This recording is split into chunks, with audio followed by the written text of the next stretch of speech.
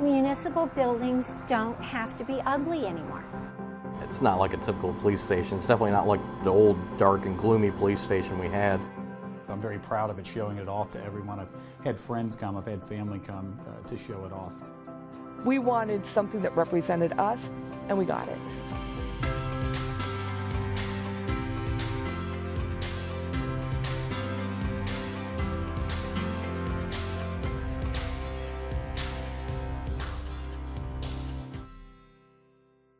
Cincinnati is a hard place to do sustainability.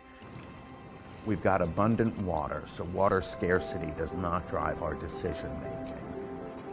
We've got local energy resources like coal and natural gas that result in comparatively low electricity prices. We are not threatened by sea level rise. We are not threatened by coastal storms. We don't have the dramatic droughts and wildfires that they're seeing in the West. Since climate change is not a big factor here, it's even more remarkable to find America's most energy-efficient police station in Cincinnati, Ohio. We're a frugal and scrappy enough city to figure out there is a dollar to be made in sustainability, and we're willing to work hard enough to make that dollar. Here we are in Cincinnati, we're in Ohio, we're in coal country. So if we can do it here, anybody, anywhere can do it.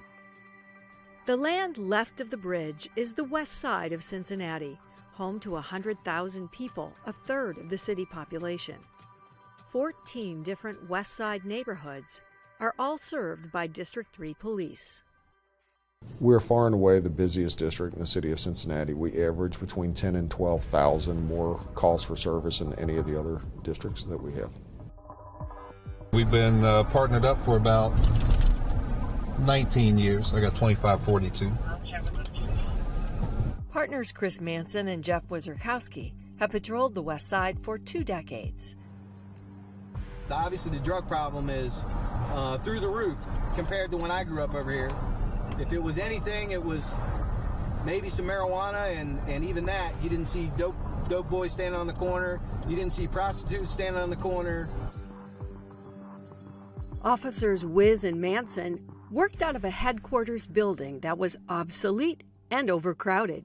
Space was limited. Obviously, everybody was kind of on top of each other. We can't fit them all in here, so we have to rent space across the street.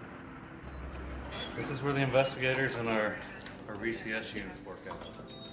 It used to be an old firehouse. It makes it very difficult to manage a district when half your personnel are in another building.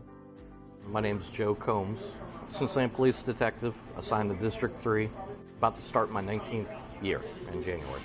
Detectives like Combs were across the street in the annex. The old 100-year-old building we were in with the drafty windows, and they would have the heat cranked up.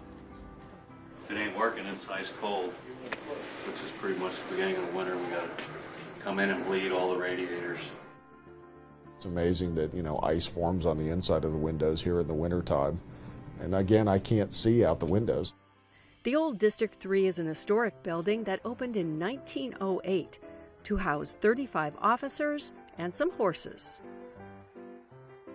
They had horses in stables in the back of the building on the left side as you look at it, and police district on the right side. At the time, it was the finest combined patrol police station in probably the United States.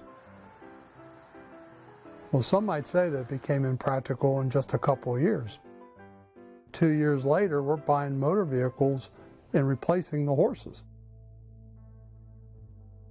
On the second floor, it's all hayloft, and there's no horses. They do need a place to repair cars, and they don't have one. Parking is a big thing. Without adequate parking, police often had to park cruisers and their personal cars on the street. We've had quite a few officers that had cars keyed, and I'm like, you got your car keyed? My car was keyed, then I bought a new truck and it got sideswiped by a drunk.